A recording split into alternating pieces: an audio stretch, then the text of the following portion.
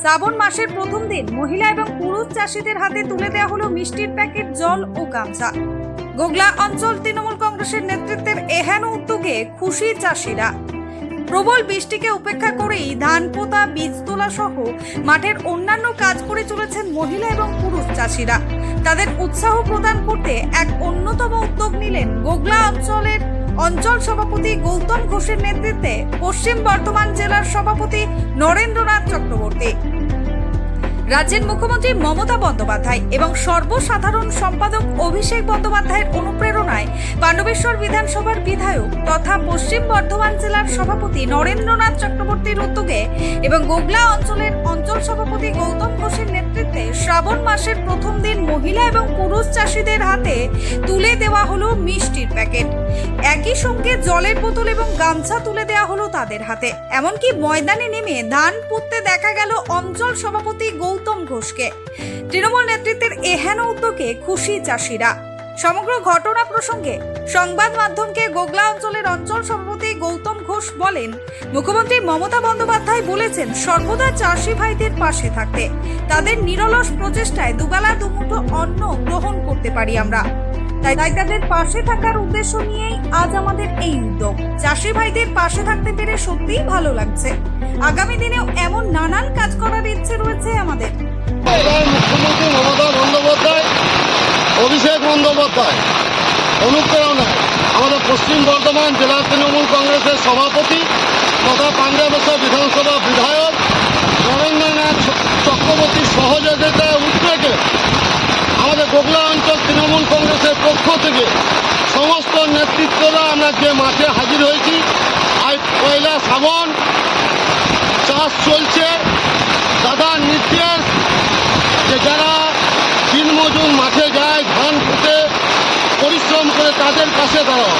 তাই আমরা গোগলা অঞ্চল তৃণমূল কংগ্রেসের পক্ষ থেকে বিধায়কের সহযোগিতায় তার উদ্যোগে আমরা যারা চাষে মাঠে এসেছেন, চাষ করতেন, যারা দিনমজুর করে খায় শ্রমিকরা, তাদের হাতে জলের টিফিন, জলের বোতল, টিফিন এবং একটা করে গামছা তুলে দিলাম।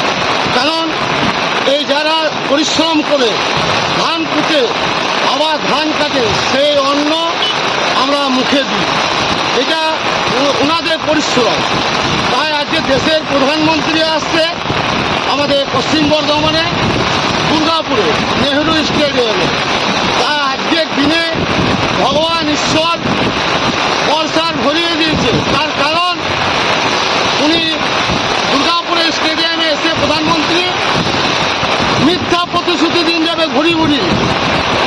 উনি প্রতিশ্রুতি দেন, কাজ করে না। কিন্তু বাংলার মুখ্যমন্ত্রী মমতা বন্দ্যোপাধ্যায় যারা মাঠে চাষ করতে এসেছে দিনমজুর, তারা লক্ষ্মী ভাণ্ডার পায়, বয়স্ক ভাতা পায়, ফ্রি রেশন পায়, আর উনি মিথ্যা প্রতিশ্রুতি দিন দেয়। তাই আমিও চাষি ঘরের ছেলে, চাষ করলে খুব আনন্দ লাগে। বিগত দিনে আমিও চাষ করেছি। এখন ভাগ চাষিরা চাষ করে, আমারও এখানে মাঠ আছে। মাঠে এলে এই বর্ষায় ভিজে ওনাদের সঙ্গে ধান করতে পারলে, একটু বিচন কাটলে আনন্দ লাগে। যারা এই মাঠে এসেছে শুধু ভাবেন না যে শ্রমিকরা রোজগারের জন্য এসেছে। ওনারা চায় বর্ষা আসুক, মাঠে যাব, ধান কুটবো, চাষিদের পাশে থাকবো, এটাই আনন্দ লাগে। তাই আজকে আমরা বিধায়ক নরেন্দ্রনাথ চক্রবর্তীর সহযোগিতায় প্রত্যেকটি মানুষের হাতে গামছা, জলের বোতল তুলে দিলাম। একটু আনন্দ পেলাম। তারাই আমাদের জীবনের শ্রেষ্ঠ উপহার। তাদের জন্যই নিয়মিত খাদ্য গ্রহণ করে বেঁচে আছি আমরা। তারা হলেন চাষি ভাইরা। তীব্র রোদের তেজ হোক কিংবা শীতের সকাল অথবা বৃষ্টি, সবকিছুকে উপেক্ষা করে নিয়মিত মাঠে নেমে কাজ করে চলেছেন কৃষকেরা।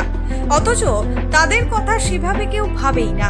তবে এবার এক অন্যরকম চিত্র দেখা গেল দুর্গাপুর ফরিদপুর ব্লকের গোগলা অঞ্চলে।